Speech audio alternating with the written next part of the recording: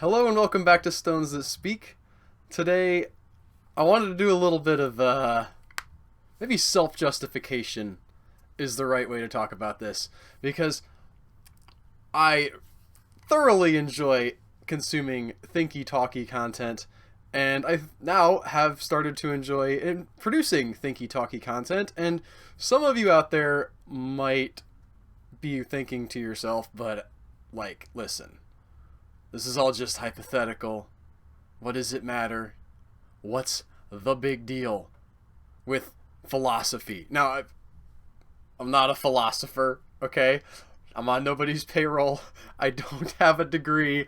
I'm just some guy, okay?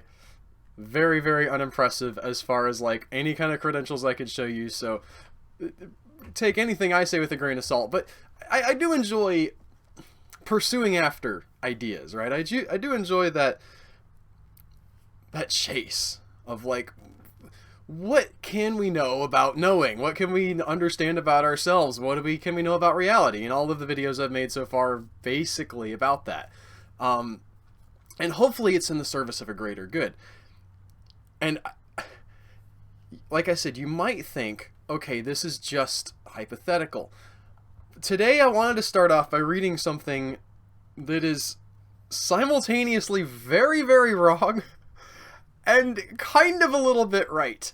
This was a quote that kind of went around the Twitter sphere from the liberal side of things. People like, it's good, whatever side of the political perspective that you're on, it's really good to follow intelligent people on the other side. People who don't, like, set your hair on fire, but who represent a different point of view than you. I'm not saying, like, pick somebody that you hate, alright?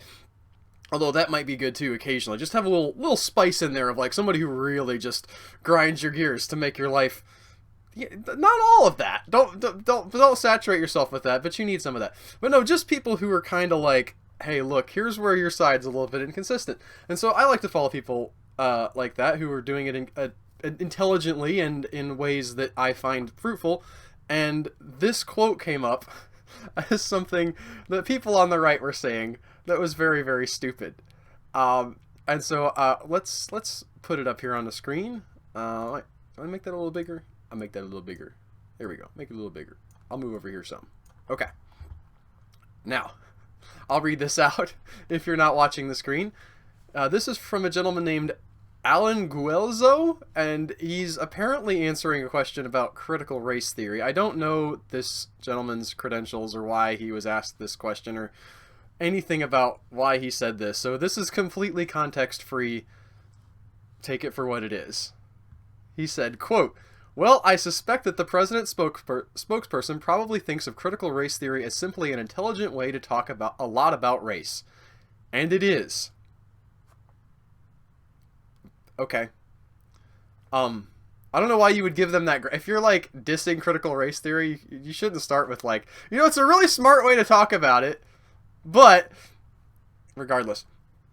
But critical race theory, maybe he's saying, like, of all the ways to talk about race, it's just, like, it's the one that appeals to intelligent people. That's not the meat of this quote. Let's move on. But critical race theory may also be the most irresponsible way to think about race in America. And I think that's really because critical race theory is a subset of critical theory, which has got long roots in Western philosophy back to Immanuel Kant in the 1790s. Now, breaking into the quote here, those of you who have watched any of the videos on my channel, and there's not many, alright? I recently tripled my subscriber count to 3, so we're banging right along. But you may know, if you've watched the videos that I've made previously, that I have some thoughts about Immanuel Kant, and I really have some problems with his idea of the thing in itself being divorced from real reality. I don't think this is where this guy is going. His critique of Kant is... let's just keep reading. Kant lived at the end of a century known as the Enlightenment. He's talking. Let's give him some space. There's some stuff wrong with how he said that, but when you're talking, you say dumb things sometimes. It's not a written down statement as far as I know, so let's give him some grace. The Age of Reason. But he feared that experience had shown that reason was inadequate to give shape to our lives. There had to be ways of knowing things that went beyond reason. And for him, that meant developing a theory of being critical of reason, hence critical theory.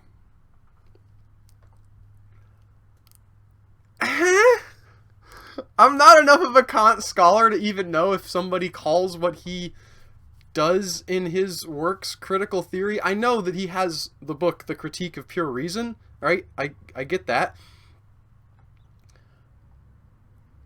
I think that there's a little bit of a right-wing knee-jerk against anybody who has anything to say against reason without critically questioning, like, what do they mean when they say reason?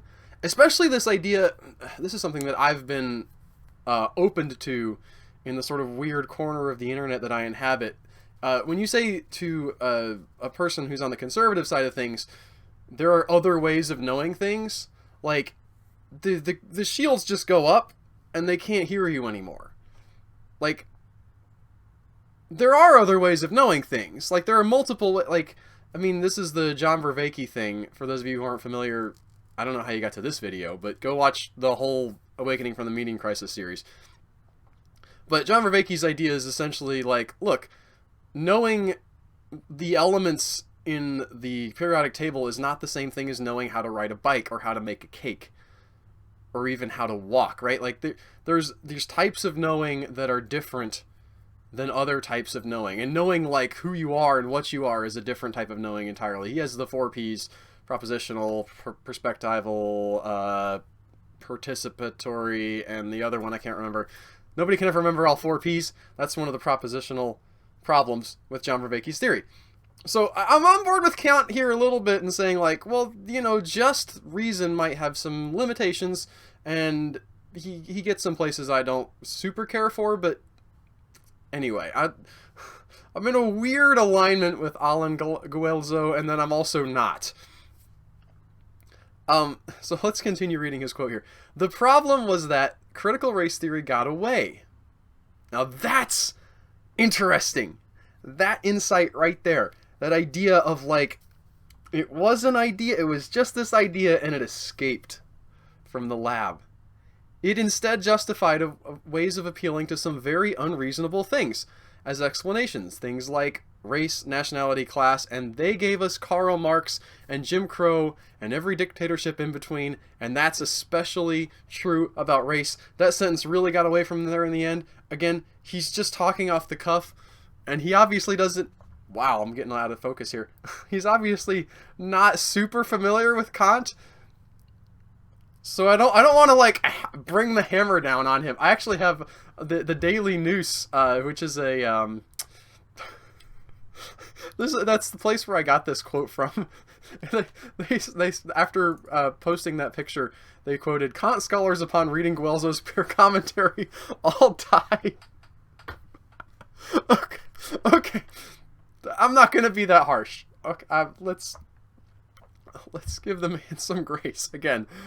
But there are some problems with this, but there's something very interesting about it, and it's something I want to talk about, and I want to springboard off of another philosophy podcast I like to listen to, and this is the History Philosophy Without Any Gaps. I'm going to play a couple of minutes, 3 or 4, of their most recent episode as of the time of this recording, which is on the Protestant philosophers.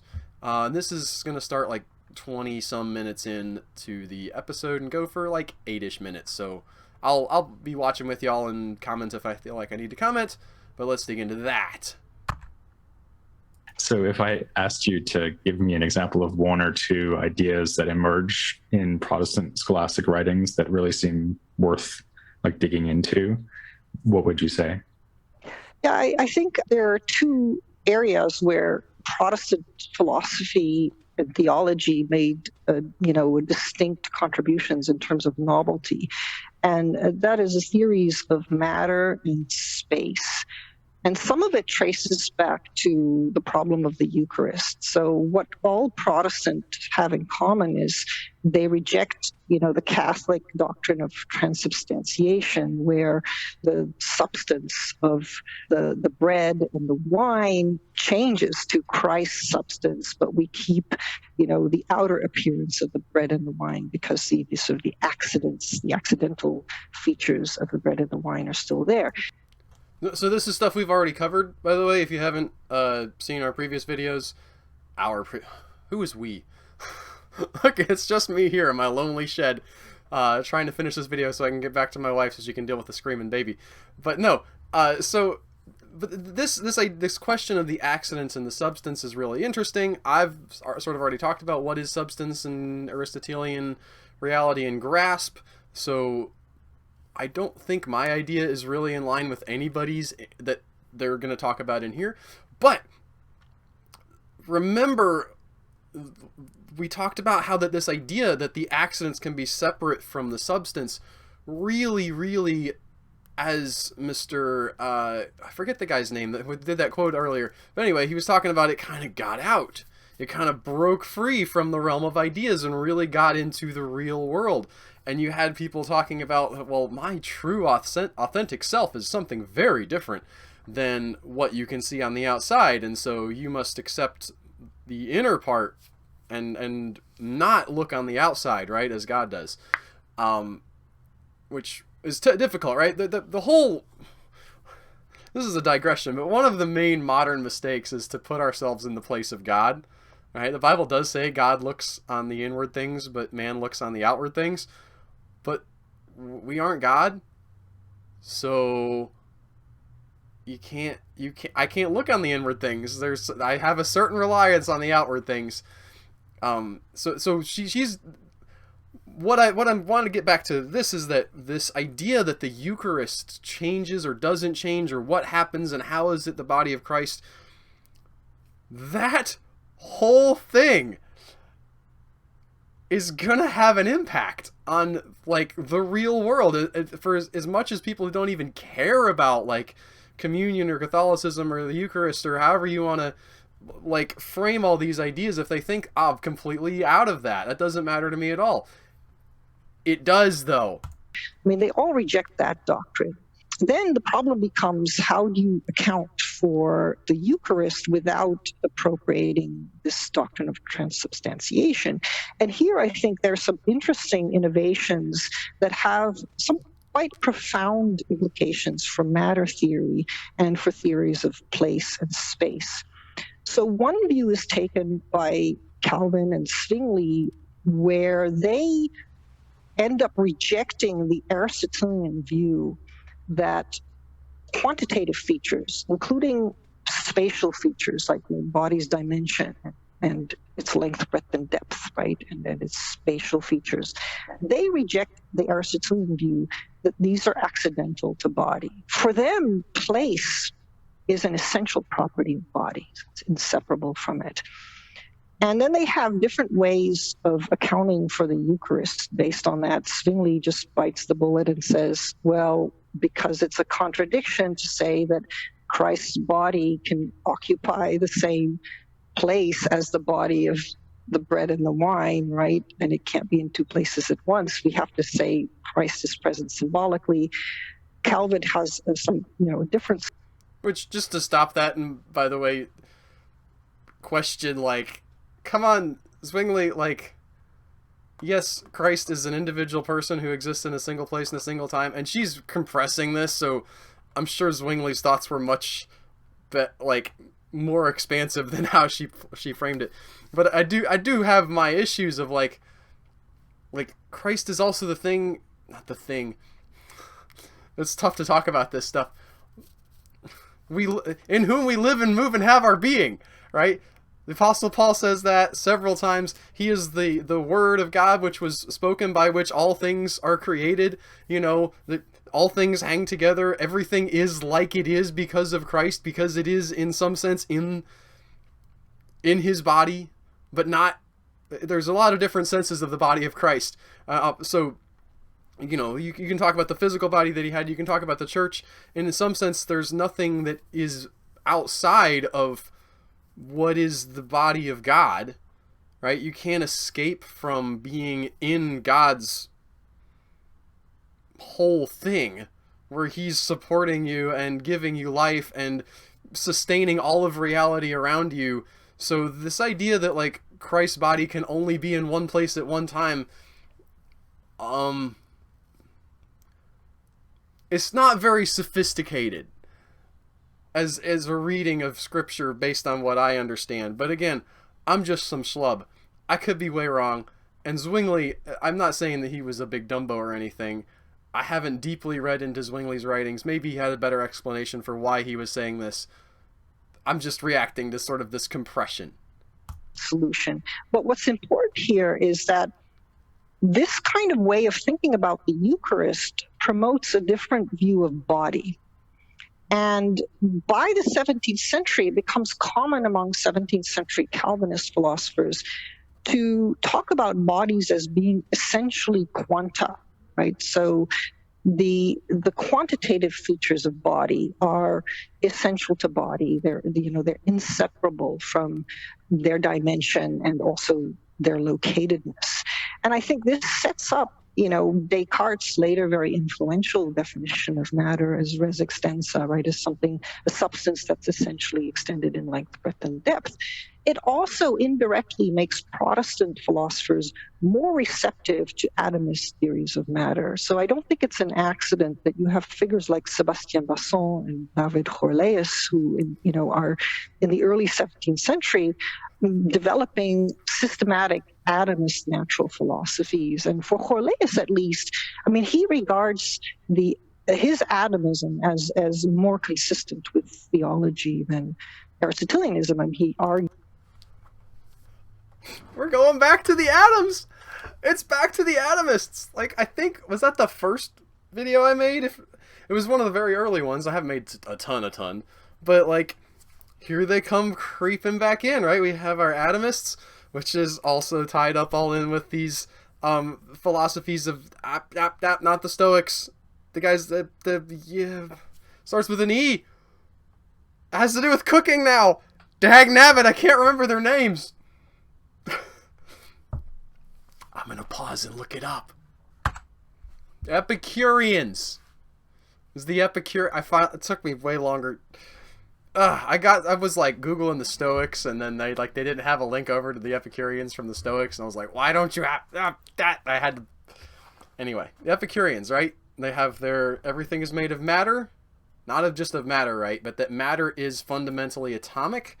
It is little pieces of all of these things, and then they had all of these philosophies that we see coming down to present day of like eat, drink, and be merry, for tomorrow we shall die, and let's not worry about having kids, and like all this stuff gets wound up into also atomism.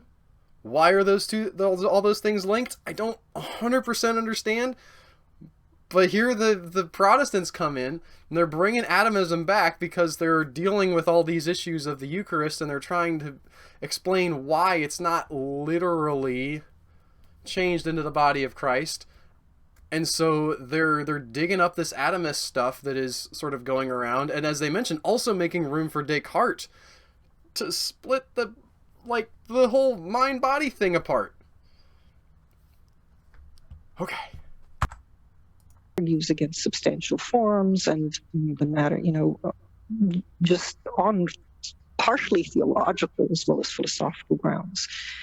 The other side of this story is, the Lutheran approach to the Eucharist, which I also think is significant in changing, especially the conception of space, because Luther famously develops the doctrine of ubiquity, according to which Christ's body, upon his ascension, comes to share in divine omnipresence. And so he argues for the real presence of Christ in the bread and the wine by saying Christ's body can be, simultaneously at all the altars at once. Now, this is miraculous, obviously, but it has this interesting result of creating a wider gap between the concept of a body and its locatedness, right? So whereas I think for the Calvinists, space, place, quantitative features, and body sort of come together, right? They come closely together, which has interesting implications. On the Lutheran view, there's a bigger distinction, and this at least then makes it possible to reject this Aristotelian view that you don't have place without body, right? It becomes possible to think of space as something independent from body, and bodies moving around in that space, and even maybe occupying multiple spaces. So I think that that's a very significant way in which unwittingly these sort of theological developments introduce changes into philosophical thinking that become quite important for the scientific revolution. Yeah, that's been a leitmotif of the whole series so far, that, and maybe even going all the way back to medieval philosophy, but certainly what we've looked at in the Reformation so far shows that over and over, these debates that we might think of as primarily or even exclusively theological have these larger knock-on philosophical implications in political philosophy or even physics, as you just said. Okay, that right there, that's where I wanted to get to. Drop my phone on the floor. It's okay. That's where I wanted to get to, because that's why this is important. That's why this stuff matters. The way we think about the world is not unrelated to how we end up discovering the world in a real sense, in a literal scientific sense.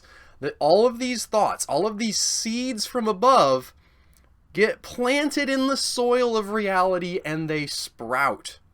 The Protestants start thinking about space and being and identity and quanta, right? They think about all these things in all these new ways, and it breaks open these new patterns of understanding and ways of manifesting things into reality that we now see in modern science. These things, it's hard to draw like, here is a heavy dark line that goes from this to this, and maybe that's just because I'm partly ignorant. It doesn't work exactly that way. It's not like I think about one thing one time and all of a sudden that like becomes something. But if you think about it enough times, and if enough people think about it enough times, I'm in danger of going into like the secret territory here, and I'm really not advocating that kind of thing. But ideas sprout, okay? They turn from seeds into things. I want to read you this a couple of sections from this great book here. This is called Blast Power and Ballistics by Lindsay. This book has the worst title of any book that I have ever read because it's so boring sounding. I don't remember why I picked it up. I think the dust jacket like went into a little bit more. Years and years ago I picked this up. I'm still not done reading it, by the way. I'm at page 365. I remembered because I have the number of days in a year. So I've got more to go.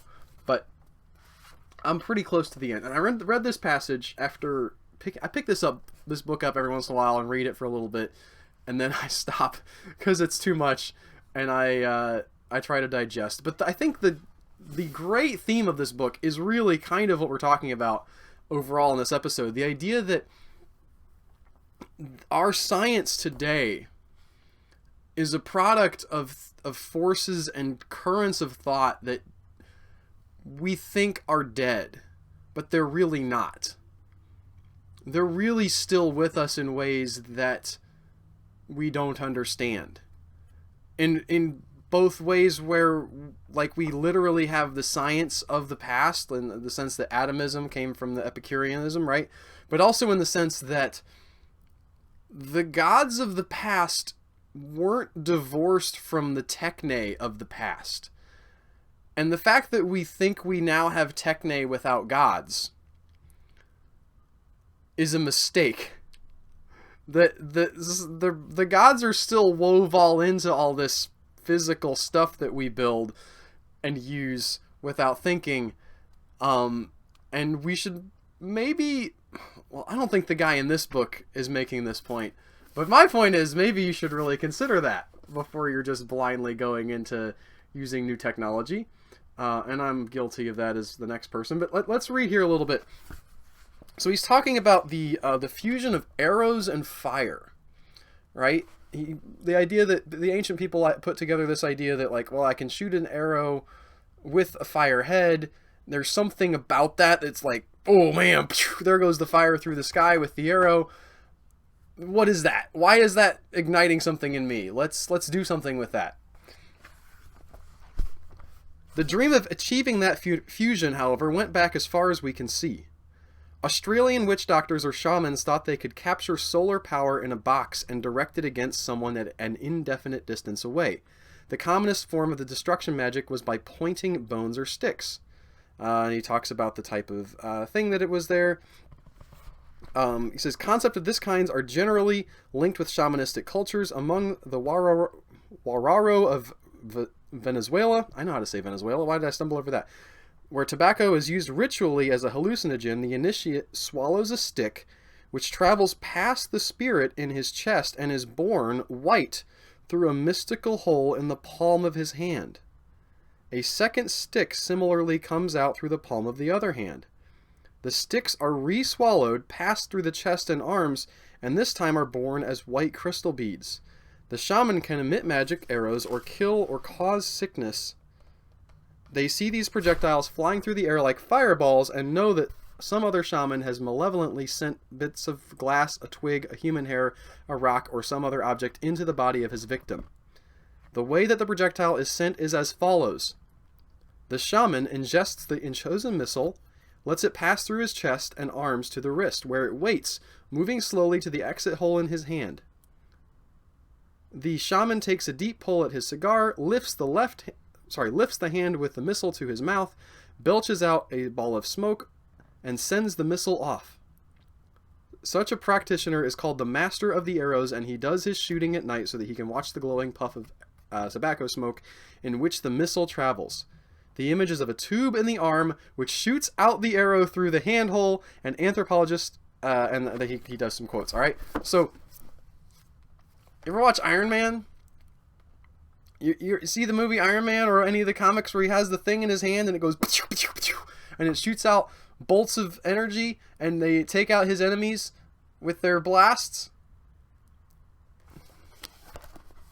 They had it. You can't read the book. This is not new. They didn't invent it for them comics. They had it as far back as human civilization goes. They're thinking about, like, what if there was a fiery missile going through? And what if something was, what's the maximum power of fiery destruction we can burn? To continue on another page with skipping over a little bit, he talks a lot about resin and how that's associated with the sun, right? The idea that the sun is congealed into resin, and that's why the ancients sort of thought of these things conceptually as linked together, which, by the way, if you want to think about the wise men bringing gifts to Jesus, I'm recording this on Epiphany Day, what did they bring him? Well, one of the gifts was gold, and two of the other gifts were tree sap, or resin, formed into things. Power of the sun, right? Among other, there's a whole bunch of other symbolism too, okay? I'm not saying that's the only way to think about that, but that one just came to me. Alright. Continuing to read, page 356. In the imagery of the ancient world concerning cosmic disasters, we inevitably find that such is drawn from great storms, earthquakes, volcanic eruptions, tornadoes, much is drawn from those things, and floods. Water and fire are the two greatest forces to which the total breakdown or change is attributed. Zeus strikes down enemies or wrongdoers with his bolt. In the cosmic conflict with Typhon, we see storm, earthquake, and eruption mingled. Both the fighters, said the Hesiodic account, use thunder. We have cited some of the phrases above in chapter 4, but may add here that, quote, the whole earth seethed, and sky and sea. And then the long waves raged along the beaches about and about at the rush of the deathless gods, and there arose an endless shaking. Zeus triumphed with, quote, his arms, thunder and lightning and lurid thunderbolts. When Typhon is struck, a great part of a huge huge earth was scorched by terrible vapor and melted as tin melts when heated by a man's techne in channeled crucibles, or as iron, hardest of all things, is softened by glowing fire in mountain glens and melts in the divine earth through the strength of Hephaestos, the fire god. Sorry for my Greek pronunciations. Did not prepare for this properly. Iron was melted at Mount Ida, perhaps one of the reasons why the daimons of metallurgy were attached to the Great Mother, the Mountain Mother. Even so, this is another quote, even so the earth melted with the glow of the blazing fire. End quote. Nowadays, such passages read like prophetic accounts of the destruction wrought by napalm, atomic bombs, and the like. And indeed, the fanaticists who have revived the notions of superior civilizations blotted out in the remote past and lost to history have claimed that in accounts like that of the Theogony, we have mythologized versions of actual calamities caused by men in forgotten phases of history, or by invaders from outer space on flying saucers or rockets. And now, here's the kicker. In fact, there is a real link between the ancient stories of cosmic disaster and the modern weapons of devastation.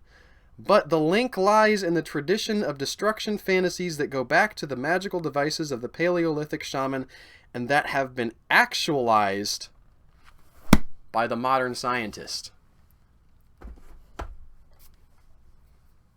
Now, this is somewhat reductionistic. I'm doing a compression here. I'm not saying that this is like all that was going on with the shamans. All right. But it's significant and it's important that these guys throughout history sat around fires thinking about, what if there was this burning fire arrow that carried my power to other places? What if there was this destruction of fire that melted the earth, it was so hot? I can conceive of something like that, but I don't yet have the ability to bring it into being. And yet, if I think it up into the heavens, into the place where the seed comes down from the gods, I can imagine that their conflicts created these kinds of destruction. And the seed comes down and it gets planted. And now we have these things that we have imagined. All of this stuff is not trivial. It's not just ideas.